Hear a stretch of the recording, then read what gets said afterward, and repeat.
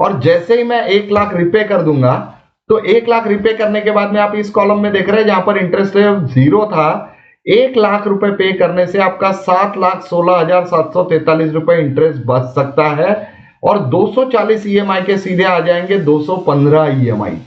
मतलब 1 लाख रुपए जो कि आपके 3 ईएमआई के बराबर है, अगर आप प्रीपे कर दो तो आपके 25 ईएमआई कम हो रहे हैं।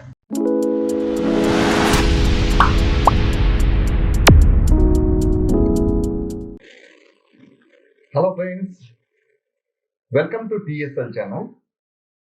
आज का वीडियो बहुत इंटरेस्टिंग होने वाला है। आज हम लोग बात करने वाले हैं होम लोन पर।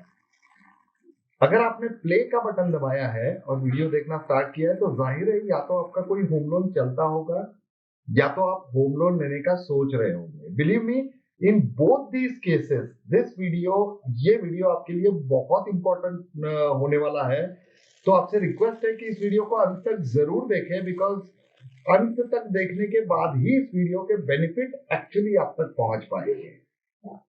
होम लोन का जहां तक सवाल है, होम लोन एक लॉन्ग टर्म कमिटमेंट है और इस लॉन्ग टर्म कमिटमेंट में जनरली एक ही बात हमारे दिमाग में होती है, ईएमआई कितना है।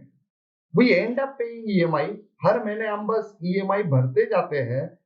बहुत से लोग हम में से ये भी नहीं सोचते कि उस ईएमआई में मेरा इंटरेस्ट कितना जा रहा है और उस ईएमआई में मेरा प्रिंसिपल कितना जा रहा है, और अगर इंटरेस्ट ज्यादा जा रहा है तो क्या मैं ये इंटरेस्ट बचा सकता हूं।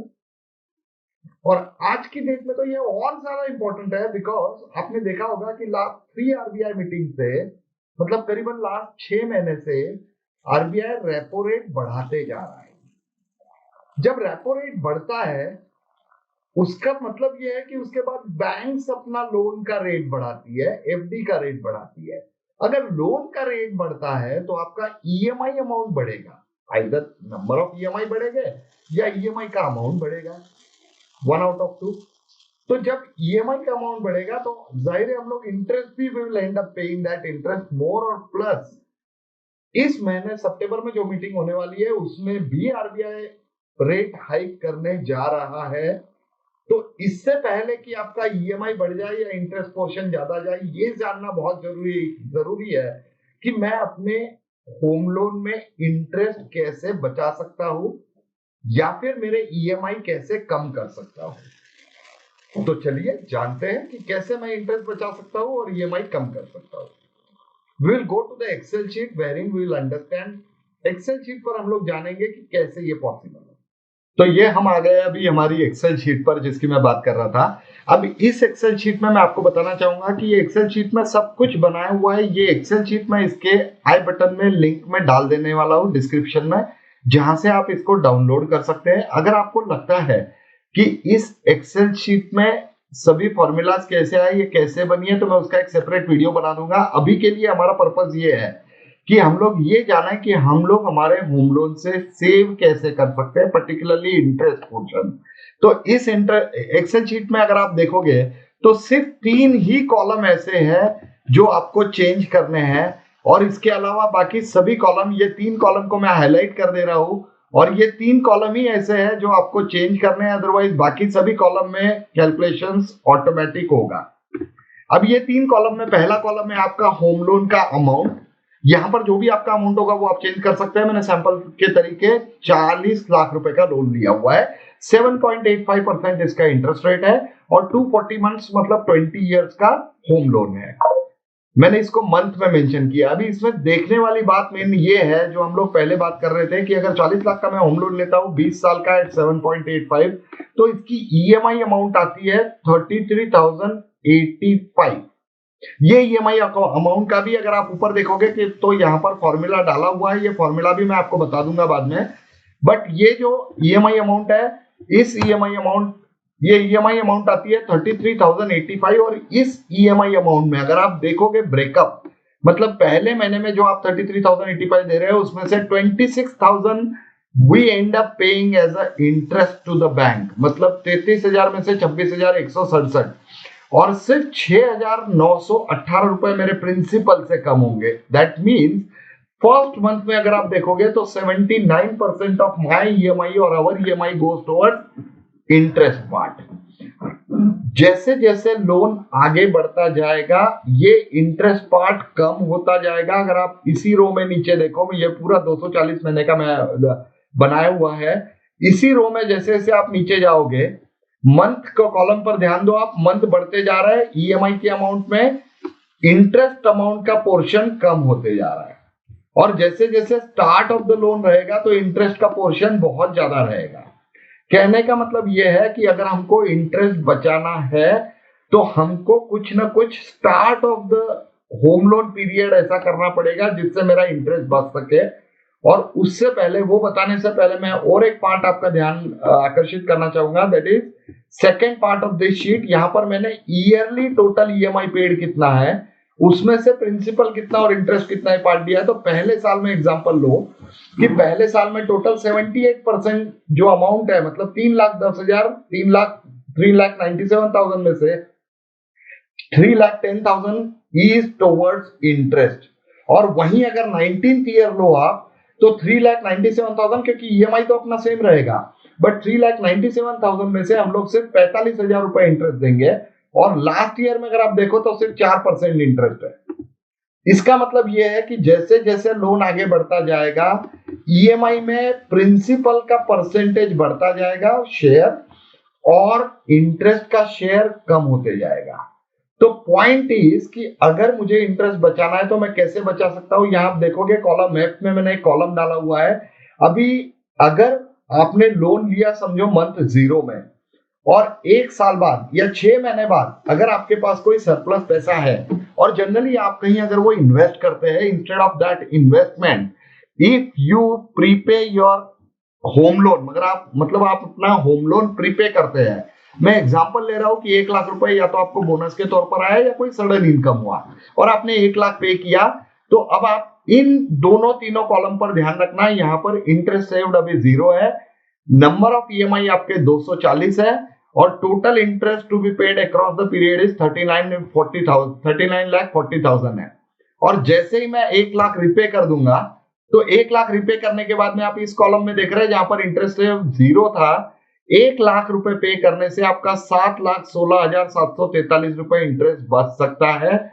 और 240 ईएमआई के सीधे आ जाएंगे 215 ईएमआई, मतलब 1 लाख रुपए जो कि आपके 3 ईएमआई के बराबर है, अगर आप प्रीपे कर दो तो आपके 25 ईएमआई कम हो रहे हैं। समझ रहे हैं आप?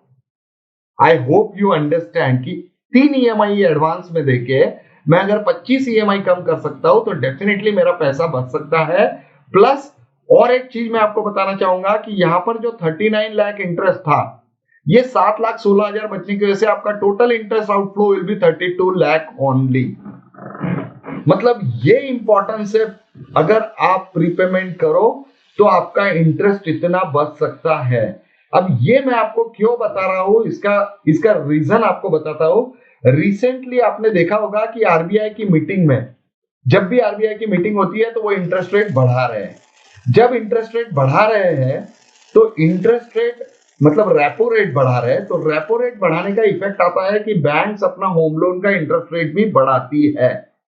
अभी रेपो रेट की हिस्ट्री अगर देखो तो 2019 से लेके, मतलब लॉकडाउन के पहले से लेके तो लॉकडाउन के दौरान भी रेपो रेट कंटिन्यूअसली कम हुआ था। 5.75 के लेवल से वो आ गया था 4% तक।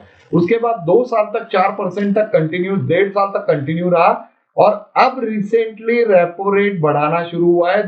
मई 2022 में अगर आप देखो तो पहली बार इंक्रीज हुआ था 40 बेसिस पॉइंट का, then 50 basis point, and then again in August 22 50 basis point। और आपको पता होगा सितंबर एंड में मीटिंग है अभी, और सितंबर में वापस RBI is planning to increase the interest rate. Now what is the impact of this increase in interest rate. ये जो इंटरेस्ट रेट बढ़ रहा है उसका इंपैक्ट ये आएगा, आपने गौर किया होगा कि पिछले 6 महीने में आपका जो इंटरेस्ट रेट है होम लोन का, जो एग्जिस्टिंग होम लोन चल रहा होगा आपका, उसका इंटरेस्ट रेट बढ़ते जा रहा है। फिर एक बार सितंबर में जब रेपो रेट बढ़ेगा, अगर 0.5% बढ़ता है तो आपका इंटरेस्ट रेट भी बढ़ेगा, और अगर उससे ज्यादा बढ़ता है तो उससे ज्यादा बढ़ेगा। उसका इंपैक्ट आपके ईएमआई वही कैलकुलेट की है जो अपने एक्सेल शीट में है 33,085। अगर 0.5% होम लोन का इंटरेस्ट रेट बढ़ता है तो आपकी ईएमआई अमाउंट 3.84% से बढ़ जाती है, और वो 33,085 से बढ़कर हो जाएगी 34,1270 रुपए पर महीने का एडिशनल ईएमआई और 15,000 रुपए साल का एडिशनल ईएमआई। इसी 0.5% की जगह सपोज अगर 1% बढ़ जाता है, एक बार, दो बार या तीन बार रेपो रेट बढ़ता है और उसमें 1% या 1.5% बढ़ता है, तो आप देखिए अगर 1.5% बढ़ता है तो आपका 46,000, 1% बढ़ता है तो 30,000 ईयरली आउटफ्लो बढ़ जाएगा। मतलब इतना ईएमआई आपको ज्यादा देना पड़ेगा। अब अगर ये ईएमआई आपको ज्यादा देना पड़ेगा तो ये तो हमारे हाथ में नहीं है कि इसको हम कम कर सके, बट हाँ, जैसे मैंने आपको ये बताया कि अगर आप प्रीपेमेंट करते हैं, समझो 1 लाख रुपए का पेमेंट प्रीपेमेंट आपने किया, कुछ 6 महीने के बाद में आपके पास वापस 1 लाख रुपए आ गए। अगर वापस 1 लाख रुपए आ गए और वापस आपने 1 लाख रुपए का प्रीपेमेंट कर दिया, तो जस्ट चेक कि आपका 7 लाख के आसपास जो इंटरेस्ट सेव हो रहा था उसकी जगह सीधा 13 लाख हो जाएगा। 240 ईएमआई के हो गए 194 ईएमआई, मतलब 56 ईएमआई कम हो गए। 39 लाख का जो इंटरेस्ट हम लोग देने वाले थे उसकी जगह 27 लाख हो गया। 2 लाख एडिशनल पे करके 12 लाख रुपए मैंने बचा लिया। I hope this will give you the idea कि अगर मेरा होम लोन चल रहा है और अगर मेरे पास सरप्लस पैसा है तो मुझे प्री पेमेंट करना चाहिए, बजाय कि वो सरप्लस पैसा कहीं और इन्वेस्ट करूं, एटलीस्ट टू द टाइम जहां तक मेरा इंटरेस्ट पोर्शन जो है वो ज्यादा है। अगर मैं देखूं तो आपके होम लोन में 10वें और 11वें साल के बाद में इंटरेस्ट पोर्शन 50% से कम आता है। तो एटलीस्ट पहले 5, 7, 6, 7 साल तक अगर आप प्रीपेमेंट करो तो आपको मैक्सिमम बेनिफिट होगा। उसके बाद में भले आपका ईएमआई चलता रहे और उसके बाद आप एडिशनल इन्वेस्टमेंट कर सकते हैं। आई होप ये इंफॉर्मेशन आपको जरूर हेल्प करेगा, और अगर आपको लगता है ये इंफॉर्मेशन हेल्प करेगा तो आपसे रिक्वेस्ट है कि please push the like button and subscribe our channel, because हम लोग ऐसे बहुत से वीडियोस जो कि आपकी फाइनेंशियल लाइफ से रिलेटेड है हम लोग लेकर आने वाले हैं। And I'll definitely try and help you out of your financial issues, your financial challenges. So thank you very much for joining. Thank you very much for going through this video. मिलते हैं फिर अगले video में। Thank you very much.